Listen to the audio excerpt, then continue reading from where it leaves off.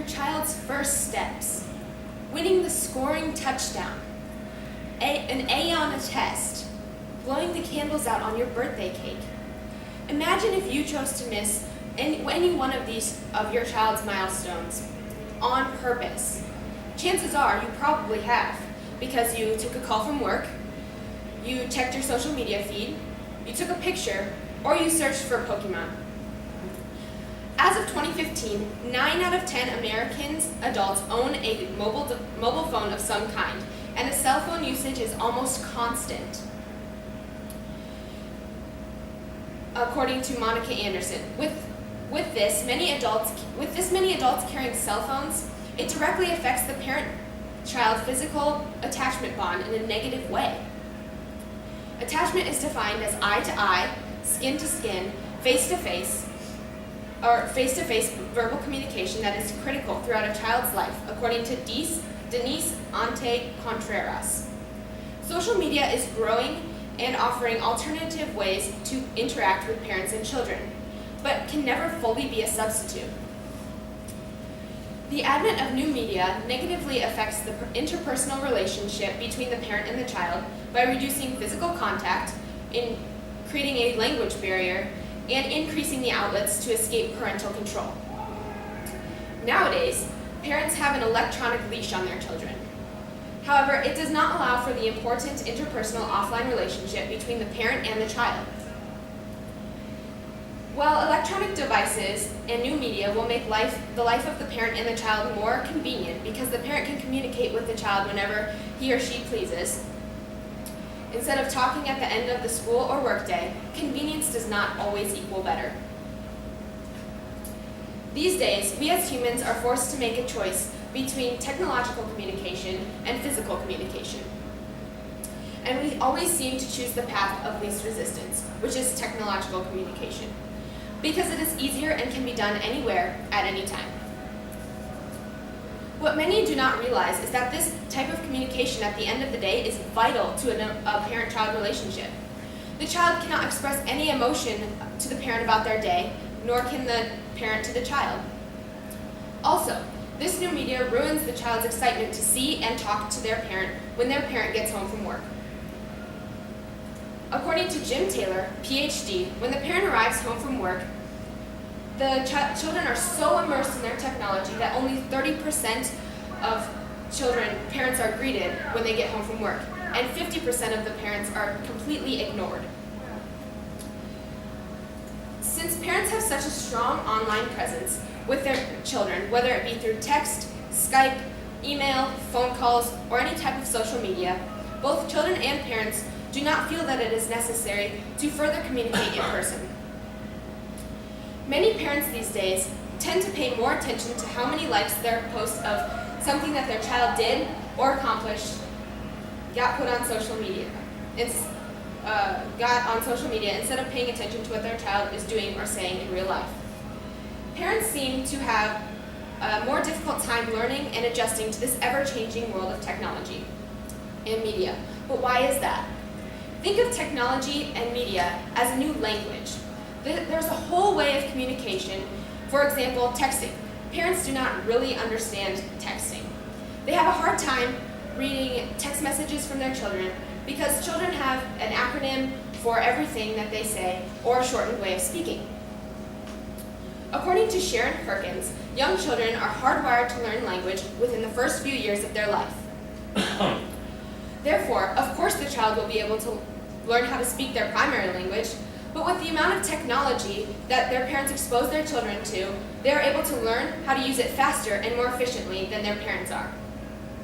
For example, I have two younger cousins, ages 8 and 10. They have used technology since they were about 2 years old, whether it be an iPod or my aunt's phone. They figured out how to use my aunt's phone faster than she did. Just this weekend, my family upgraded our iPhones to a new iPhone 7.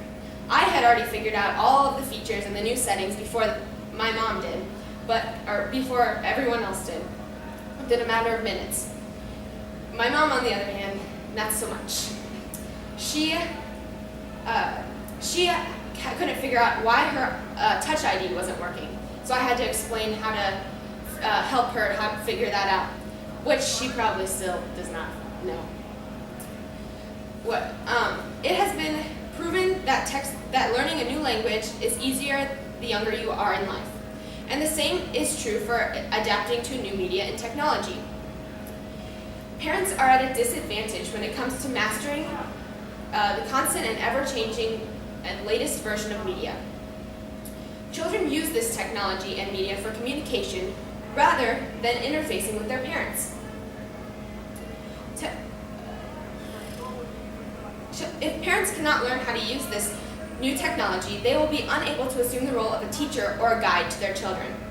According to Jim Taylor, PhD, children believe that their parents lack the authority to regulate their use of technology, and children have become unwilling to listen to, and due to this growth of technology, children have become less and less respect for their parents, and are beginning to believe that their parents do not have a very much authority over them in regards to their technology and media. Technology in a parent-child relationship has allowed for the child to expand their horizons, in a manner of speaking.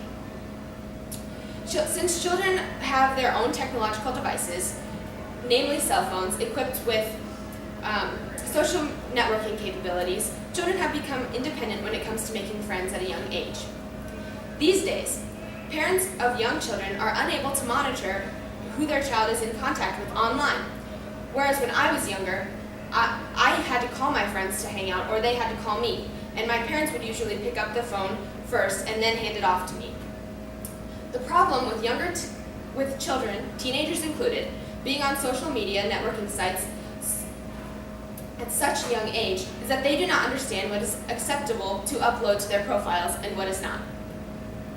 According to social media statistics, Guardchild, 55% of teenagers have given out personal information to somebody they don't know, including photos and physical descriptions. This is a staggering and scary statistic, because people who receive this information can do terrible things to these kids. This is one more reason why parents and children need that face-to-face communication, because parents are mentors who can help teach their children about giving information over the internet to strangers is dangerous and can have serious repercussions. For example, according to Russ Warner, president and CEO of Content Watch and maker of the top-rated mobile web filter NetNanny, a teenage girl in March of 2013 tweeted, "Have the house to myself, everybody gone." Many might not see what the big deal is about this tweet, but she shared just a little too much information online, and it costed her her life, because just a few hours later, someone came to her home in Tulsa and murdered her. Now, this is an extreme case, but this is real life, folks. Parents and children need that face-to-face communication more than most would think. Children are young and naive and do not believe anyone will hurt them. But parents understand how the world really works, and only through offline communication can the matter be discussed. At the end of the day, parents as well as children have the choice to either engage in a thoughtful, one-on-one, respectful, and loving relationship, or choose to adopt a media alternative. I have to make this choice every day, and in my family, love is spelled T-I-M-E, time. As for you and your choices, in the words of F. Scott Fitzgerald, just remember that our lives are defined by opportunities, even the ones we miss.